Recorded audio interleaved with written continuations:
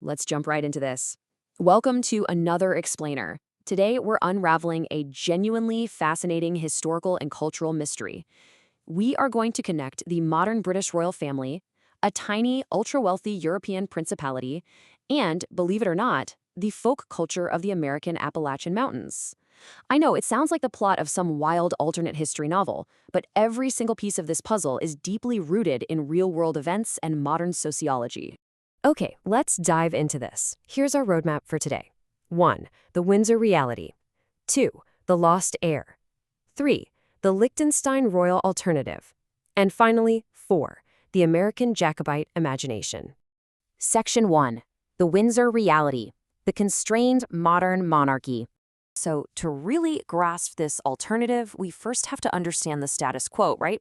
The British monarchy obviously captures huge global media attention, but the institution itself actually faces profound structural constraints, not to mention shifting public sentiment. Take a look at this number. According to a 2018 Ipsos Mori poll, only 9% of Britons named the heir apparent at the time, Charles, who is now King Charles III, as one of their favorite royals. Only 9%. That was a pretty significant drop from just a few years prior. But why? Well, part of the answer lies in the massive gap between how a modern constitutional monarch is expected to behave and how they actually behave. This brings us to what critics refer to as agentic interference. The absolute most famous example of this is the Black Spider Memos. Basically, these were a series of letters written by Charles to government ministers back in 2004 and 2005, advocating for all sorts of things. Everything from reducing red tape for farmers to preserving historic huts down in the Antarctic. They were dubbed the Black Spider Memos just because of his sprawling handwriting. Now, while those causes themselves might seem completely benign, the actual act of a royal attempting to quietly lobby the government, that rubs pretty hard against the very fabric of the modern British Constitution. Oxford University's Thomas Adams hit the nail on the head here. As he notes, the expectation is that the modern royal role should be strictly formal. When a monarch tries to exercise political influence from behind the scenes, well, the public gets worried. Critics argue this creates a weird paradox. You have a state-funded figurehead who technically lacks true governing power, yet still attempts to pull political levers. And this exact tension is what sets up the desire, at least for some observers, to look for a completely different model of sovereignty. Let's move to Section 2 and see how this builds. The Lost Heir, Tracing the Jacobite Claim. If you thought the British succession was permanently settled centuries ago, history has a pretty massive surprise for you. The Jacobite claim to the throne actually originated back in 1688 during the Glorious Revolution. That was when the Catholic King James II was deposed by Parliament. The Jacobites, named after Jacobus, which is Latin for James, fundamentally believed Parliament had zero right to alter the natural line of hereditary succession. You've probably heard of the famous 1745 uprising led by Bonnie Prince Charlie. That rebellion ultimately failed, and the active Stuart line eventually died out in 1807. But here's the crazy part. The claim itself didn't die. It just quietly survived into the modern era, leading us all the way to 1995. So how exactly did a British crown claim end up in Central Europe? It is a fascinating genealogical baton pass. When the Stuarts died out, the claim passed through the female line to the House of Savoy down in Italy. Then it went to Austria-Este and then to the House of Wittelsbach in Bavaria. Today, the current heir is the elderly Duke of Bavaria who actually has no children. So the claim will soon pass to his niece, Sophie, and subsequently right into the House of Liechtenstein. Which brings us to Sophie's son, Prince Joseph Wenzel of Liechtenstein. He is the current third in line to this ancient claim. And the historical irony here is absolutely incredible. Born at a hospital in London in 1995, he is literally the first potential Jacobite heir born on British soil since 1688. He was educated at English schools and even graduated from the Royal Military Academy, Sandhurst. So the legitimate Jacobite claimant is, in a lot of ways, a product of the very British establishment his ancestors fought against. Just let that sink in. All right, Section 3.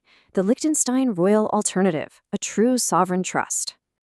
Now, what's really interesting about this slide is the stark contrast it shows. Unlike the modern Windsors, who are strictly constitutional figureheads, the Liechtensteins represent a vastly different, highly functional alternative. Just look at this juxtaposition. The House of Windsor's wealth is largely tied up in the Crown Estate, controlled by the British government. They're essentially state-funded. The House of Liechtenstein, on the flip side, derives its immense wealth entirely privately, mostly through their multi-billion-dollar LGT Group bank. And that financial independence is absolutely crucial. It allows them to operate not as ceremonial state employees, but as true, politically powerful rulers. Let's walk through the facts of this totally unique setup. The Prince of Liechtenstein actually retains the right to veto parliamentary bills and has significant sway over the judiciary. They govern this tiny, 160 square kilometer nation that doesn't even have a standing army. In fact, they're so peaceful that back in 2007, the Swiss military accidentally invaded them because they got lost in the rain. True story. But jokes aside, the citizens actively support this strong monarchical power. In a 2001 referendum, the people of Liechtenstein actually voted to expand the prince's sovereign rights. It really operates as a real-world manifestation of an absolute, immutable sovereign trust. And this definitely hasn't gone unnoticed by people observing modern governance. As one user on a monarchism forum bluntly put it, if any state on earth has a claim to be a proper monarchy, it is Liechtenstein. For folks who criticize modern ceremonial royals as just being a gaudy crown atop a republic, Liechtenstein offers a real, working example of traditional, legally grounded sovereign authority. So, we've got a constrained British monarchy on one hand, and a lost Stuart claim inherited by the immensely wealthy, highly powerful rulers of Liechtenstein on the other. But here is the big question for you.